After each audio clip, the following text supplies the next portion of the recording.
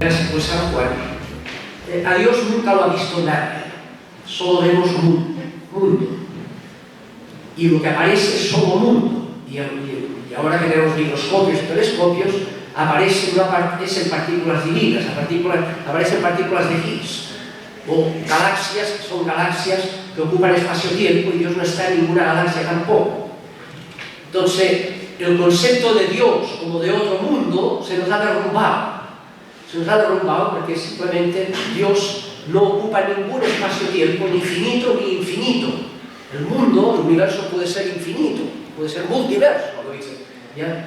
Y Dios no aparece por ningún lado en el espacio-tiempo. Eso ya lo tenía cuando Isaías, en el capítulo 45, dice: Israel, tu Dios es un Dios oculto, ¿ya? Y retomando aquello del Éxodo, a Moisés le dice, cuando pretende ver su rostro, dice: mira, a mí me verás la espalda si quieres, pero el rostro no puedes verlo y seguir vivo. Lo que había tomado el Padre Hurtado, esta vida nos ha sido dada para buscar a Dios, solo la muerte para encontrarlo, ¿ya? Y por tanto hay que tomar en serio que la teología y los teólogos y los creyentes no hemos visto a Dios. Estamos empatados con los ateos. Ellos tampoco han visto que Dios no existe, ¿no? Pero nosotros no hemos visto tampoco que Dios existe, ¿ya? Es una opción creyente versus una opción no creyente. No es una opción, no es razón versus fe. Es racionalidad creyente versus racionalidad no creyente, o opción creyente versus opción no creyente. Son dos opciones.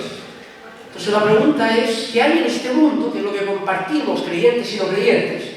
A Dios nunca lo ha visto a nadie, ni creyentes ni no creyentes, ni el Papa, ni Mahoma, ni Moisés, ni Jesús, ¿ya?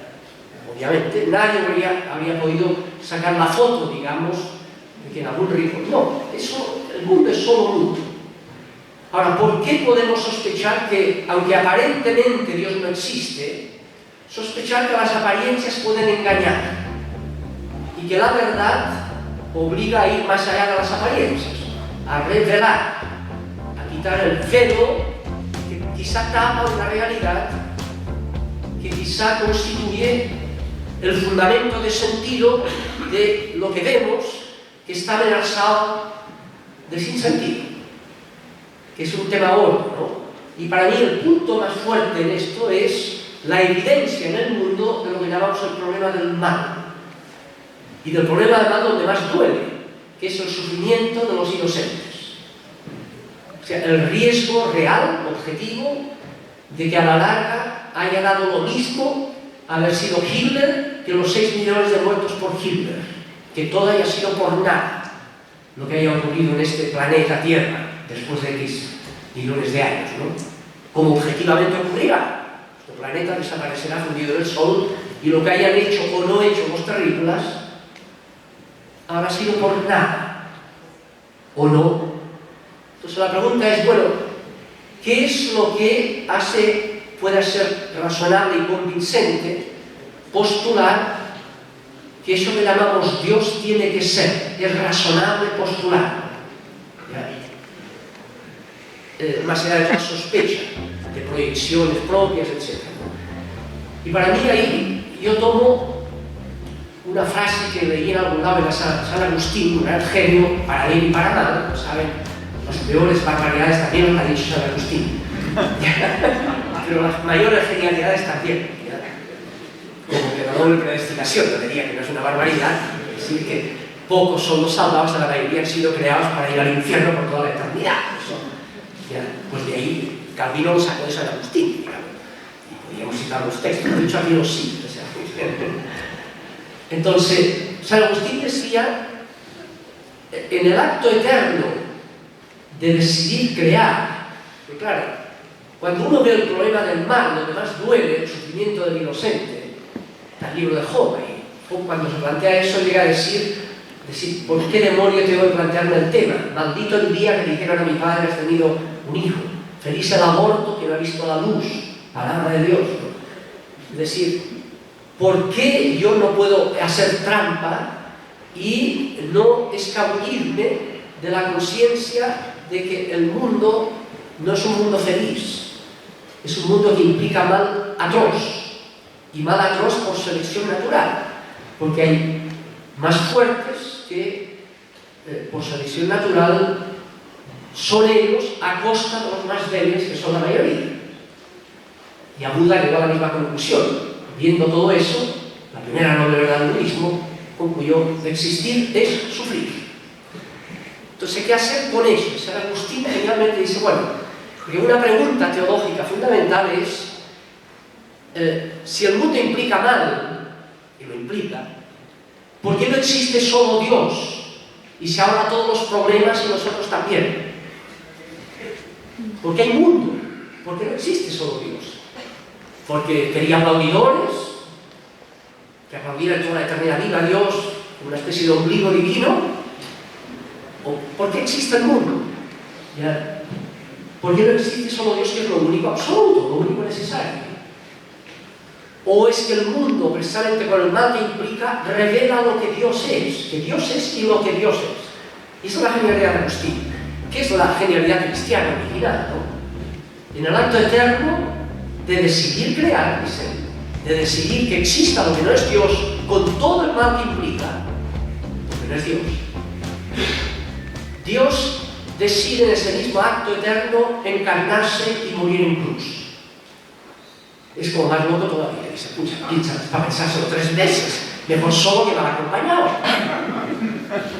Entonces, la genialidad está ahí. Entonces, todo tema contemplativo es que el criterio de lo que hay en el mundo para descubrir lo que Dios es son las víctimas. Con que el mundo implica mal, en el acto eterno de decidir Dios exista el mundo, que es la autoversión divina, se autovacía de su eternidad divina y por eso existe el mundo con el mal que implica. Con que el mundo no es Dios y por eso implica mal, carencia, potencia y acto, que es acto puro, ¿no? En ese mismo acto decide asumir personalmente el mal donde más duele, el sufrimiento del inocente. Y Dios se revela como víctima. Bonhoeffer, un gran teólogo, decía que los cristianos no creemos en un Dios omnipotente, creemos en un Dios sufriente. Creemos que en el crucificado, maldito de Dios, que dice el Deuteronomio, ¿no?, se revela lo que Dios es. Y por tanto, ¿qué es lo que constituye lo único que vale absolutamente en la existencia? Dios se revela que donde hay víctima, ahí está siempre Dios, aunque acabe víctima. No donde hay una víctima que después resulta que por avatares de la historia pasará a ser el que tendrá el poder. Esas son expectativas más o menos políticas de derecha o de izquierda.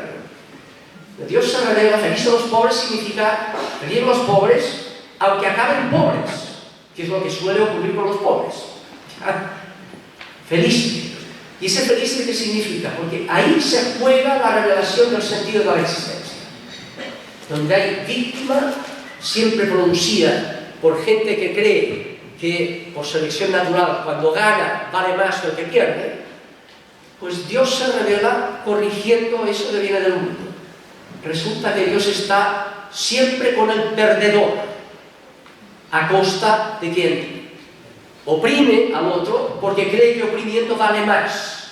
Y es que Dios no es poder, es renuncia al poder, o sea, es misericordia. Dios se revela solidario con la víctima. Y por tanto, la gente que no somos víctima, mientras no lo somos, un día quizá, ahí se nos descubre que si alguien quiere decidir en la línea de lo que Dios es, tiene que ser compasivo, tiene que hacer suya la pasión, o sea, el sufrimiento de las víctimas. ¿Ya? Para mí ahí está el fundamento teológico de la opción por los pobres. No es una opción así arbitraria, no le queda otra. O sea, la opción por los pobres es una opción necesaria, dado que solo donde hay esa opción hay sintonía con lo que Dios es, revelado en el Dios crucificado, identificado personalmente con el crucificado. Para mí ahí está la genialidad del cristianismo original, el de Jesús, ¿no?, que echó a perder Teodosio, el siglo IV, con la cristiandad. Que es cuando, por el decreto de Tesalónica, convierte el cristianismo original martiriado durante 300 y tantos años en una religión de poder, un decreto que convierte el cristianismo en la religión oficial del imperio, y entonces empieza a ser conveniente egocéntricamente ser cristiano. Y ahí nacerá el mundo monástico, se irán al desierto a vivir las bienaventuranzas, porque el mundo de la cristiandad ya era una religión de poder, ya había traicionado el cristianismo original, que no es una religión de poder.